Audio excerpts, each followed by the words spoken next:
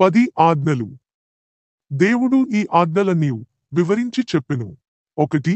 నీ దేవుడనైన యెహోవాను నేనే, నేను తప్ప వేరొక దేవుడు నీకు ఉండకూడదు. 2. పైన ఆకాశమందేగాని క్రింది భూమి అందేగాని భూమి క్రింద నీళ్లయందేగాని యుండు దేని రూపమునైనను విగ్రహమునైనను నీవు చేసుకొనకూడదు. వాటికి సాగిలపడకూడదు, వాటిని పూజింపకూడదు. 3. నీ దేవుడైన యెహోవా నామమును వ్యర్థముగా నుచ్చరింపకూడదు. 4.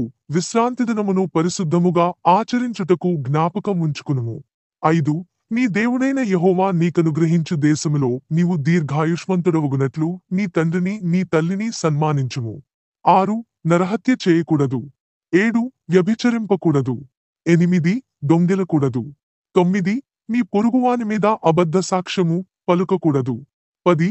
నీ పొరుగువానిదుగు దేనినైనను ఆశింపకూడదు. దేవుని వ్రేలితో వ్రాయబడిన రాతి పలకలు.